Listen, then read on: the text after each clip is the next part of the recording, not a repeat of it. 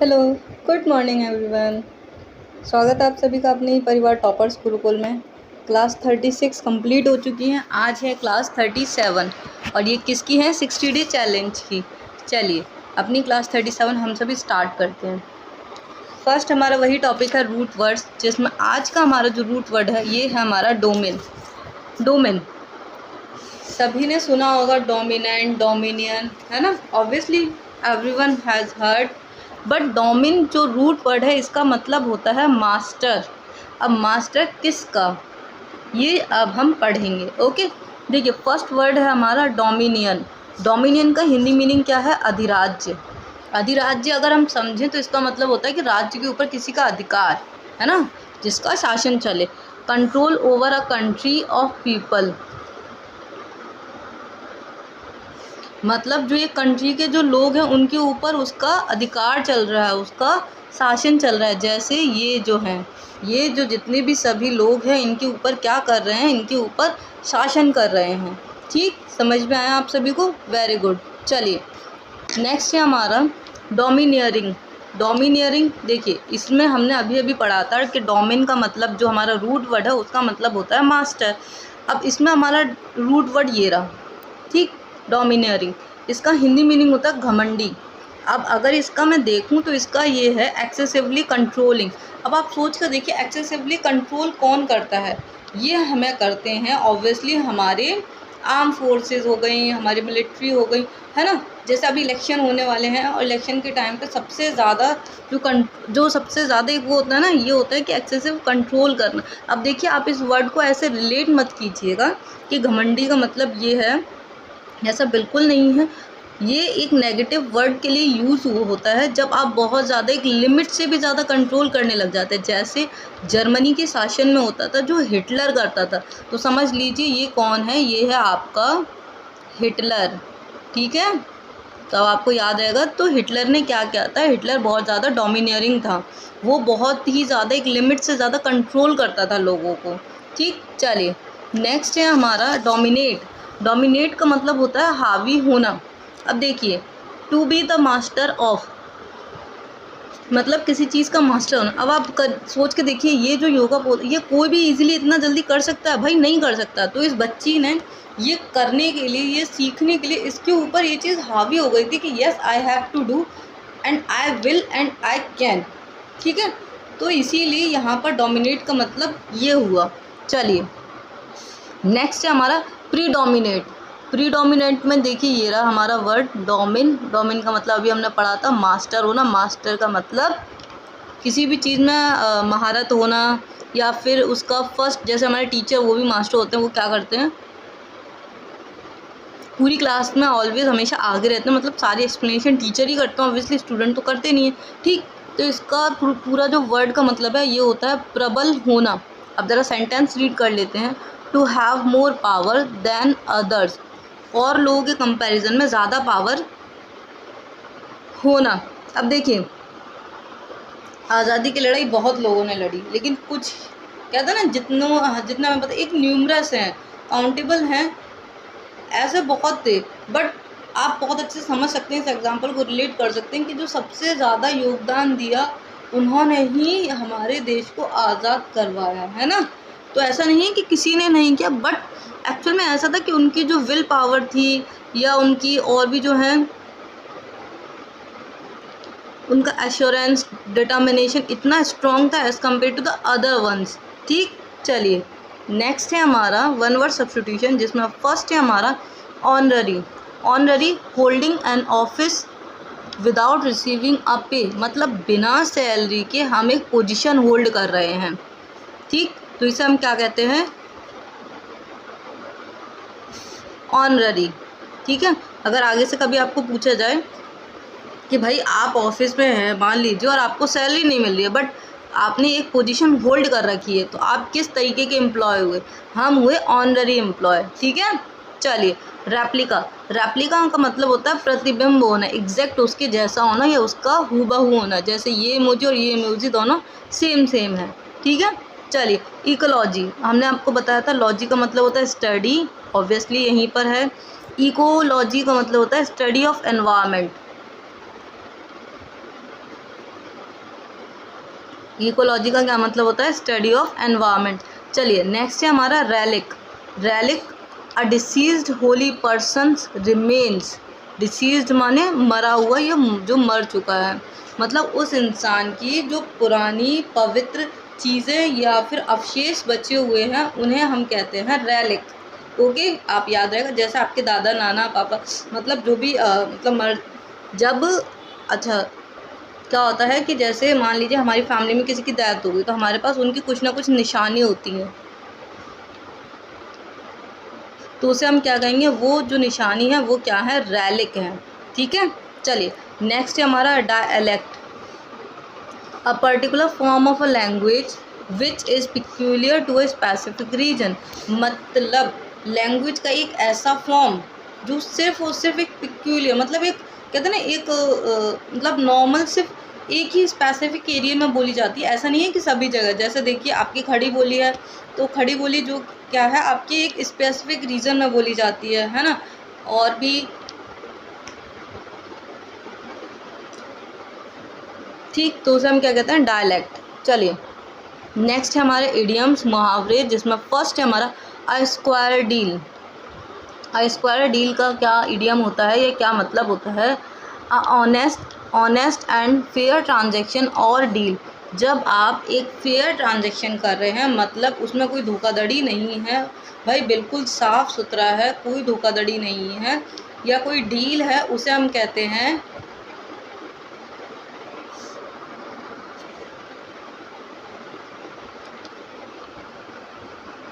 चलिए नेक्स्ट हमारा to take stock of, to assess a situation. Stock का मतलब क्या होता है? जमा करना।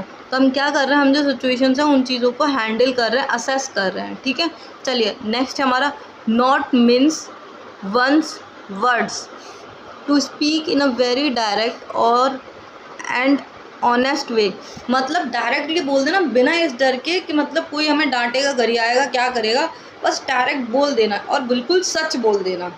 समझ गए ना? नॉट मीन्स वंस वर्ड मतलब आप किसी के शब्दों को दबा नहीं सकते। जो इंसान सत्य बोलता है, डायरेक्ट बोलता है, बातों को घुमा फिरा के नहीं बोलता, हम क्या नहीं कर सकते? हम उसके शब्दों को दबा नहीं सकते। ठीक, चलिए to work one's fingers to the bone.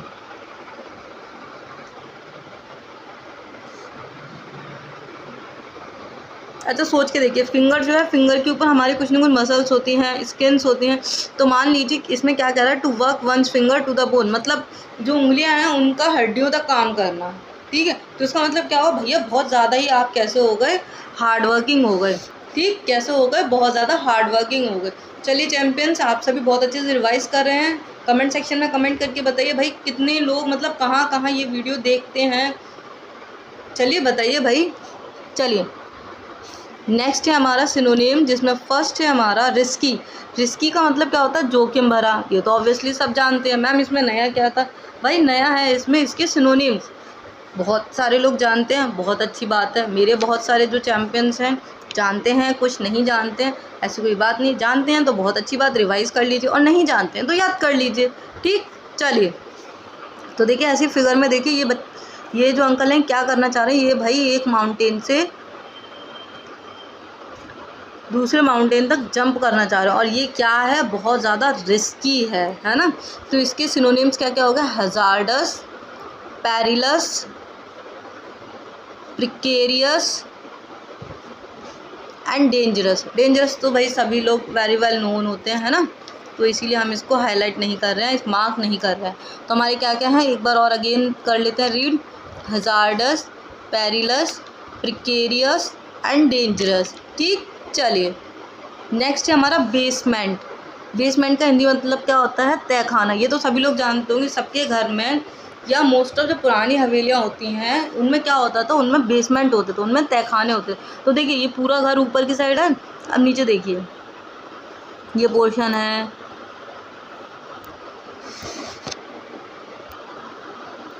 इसे हम क्या कहते हैं? इसे हम कहते हैं बेसमेंट।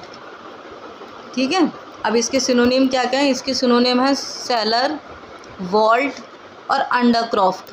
वॉल्ट का लोग कहेंगे मैम तिजोरी भी होता है। ओ भाई बिल्कुल होता है।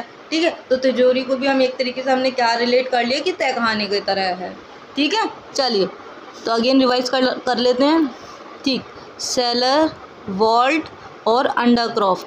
अब आपको याद ना हो तो अंडर का मतलब तो भाई नीचे ही होता है, ठीक, ऐसे ही। हाँ जी, तो ये हो गया। चलिए नेक्स्ट हम कर लेते हैं। नेक्स्ट हमारा कौन सा है? नेक्स्ट है पॉइज। पॉइज का हिंदी मीनिंग क्या होता है? इसका हिंदी मीनिंग होता है शिष्टता। क्या होता है? शिष्टता। तो कोई काम जो हम बहुत ज़्यादा ही डिटर्मिनेशन से करते हैं, रेगुलर करते हैं, कंसिस्टेंसी से करते हैं, तो उसमें ऑलवेज क्या होती है? हमारी शिष्टता होती है। ठीक, चलिए इसके सिनोनिम क्या क्या हैं? एप्लॉम। एप्लॉम का हिंदी मीनिंग होता है अभिमान। इक्वेनिमिटी, इसका हिंदी मीनिंग होता है संभाव। और एश्योरेंस का होता है बीमा। और कंपोजर का होता है मानसिक संतुलन। ठीक, तो इन सबको आप रिलेट करके देखिए तो कहीं ना कहीं ये आपके कहते हैं ना डिसिप्लिन से और कंसिस्टेंसी से रिलेट करते हैं, क्योंकि जब आप डिसिप्लिन कंसिस्टेंट होते हैं तभी आप इतना ज़्यादा अच्छे से बैलेंस कर पाते हैं लाइफ को। चलिए नेक्स्ट है हमारा म्यूनिफिसेंट। म्यूनिफिसेंट का हिंदी मीनिंग होता है उदार। उदार का मतलब होता है दूसरों की हेल्प करने वाला। तो इसके सिनोनिम क्या क्या हैं? जैसे कि यहाँ पर आप देख सकते हैं बहुत अच्छे से फिगर में, ये क्या कर रहे हैं? पैसे देकर इनकी हेल्प कर रहे हैं। तो इसका क्या है सिनोनिम? ये है लिबरल, मैग्नेनिमस, मैग्नेनिमस एंड जेनरस। ठीक, चलिए नेक्स्ट है हमारा बेलिकॉस। बेलिकॉस का हिंदी मीनिंग होता है लड़ाकू, जैसे ये दोनों लड़ाई कर रहे हैं। तो अब इसके सिनोनिम्स क्या क्या होते हैं? इसके सिनोनिम्स होते हैं एग्रेसिव। एग्रेसिव का मतलब होता है बहुत ज़्यादा गुस्सा करने वाला। हॉस्टाइल का मतलब होता है दुश्मन। और पग्नेशियस का मतलब होता है आपका झगड़ालू। तो इन तीनों का मतलब क्या हो गया कि जो लोग लड़ाई करते हैं उसे हम क्या कहते हैं? बेलिकॉस, एग्रेसिव, हॉस्टाइल और नेक्स्ट है लास्ट हमारा पग्नेशियस। चलिए एंड लास्ट नहीं, सेकंड है हमारा परप्लेक्स। परप्लेक्स का हिंदी मीनिंग होता है हक्का बक्का रह जाना या करना। कन्फाउंड, कन्फाउंड का मतलब होता है उलझाना। अब हम किसी को उलझा रहे हैं तो इसका मतलब क्या है? उसको एग्जैक्ट आंसर नहीं पता है कि क्या होना चाहिए। बिविल्डर का मतलब होता है भुलाना। और बेफल का मतलब भी होता है चकरा देना। तो ऑल आर सेम एज हक्का बक्का कर देना या करना। चलिए नेक्स्ट है हमारा एंटोनिम्स। चलिए तो फर्स्ट है हमारा सेट। सेट का मतलब होता है तय कर देना। जैसे हम वैल्यू सेट कर देते हैं, ये हमारा क्या है? Major scale, measuring scale. इसमें हमने क्या वैल्यू सेट कर दी है कि 5 एम्पेयर करंट होगा या 5 लीटर वाटर होगा, तभी इसके ऊपर मार्क हम कर सकते हैं, इसके ऊपर वैल्यूज जा सकते हैं। ठीक है, ऐसा हमने सेट कर दिया। ऐसे एग्ज़ाम में होता है, जैसे आपका 35 नंबर फिक्स होता है, इससे नीचे हुए तो फेल, ऊपर हुए तो पास। ठीक, समझ में आया? गुड। अब इसके एंटोनिम्स क्या क्या हैं? सेट का मतलब तो हो गया तय करना। अब भाई इसका मतलब क्या होगा? राइज, बढ़ना। एसेंट का मतलब भी होता है इंक्रीज होना। और एडवांस, एडवांस का मतलब भी होता है कुछ ना कुछ मॉडिफिकेशन होकर उसमें न्यू थिंग्स होना। ठीक है। लॉयल का मतलब होता है वफादार होना। इसके एंटोनिम्स है हमारा फिकल। फिकल का मतलब होता है इधर उधर, कभी इधर कभी उधर। अनफेथफुल मतलब जो भरोसे के लायक नहीं है। और डिसलॉयल। ठीक, चलिए नेक्स्ट है हमारा इन्फ्लुएंस। इन्फ्लुएंस का मतलब होता है प्रभावित करना। और न्यूट्रल का मतलब होता है वो एकदम न्यूट्रल है, ना वो प्रभावित हुआ ना उसको कुछ समझ में आया।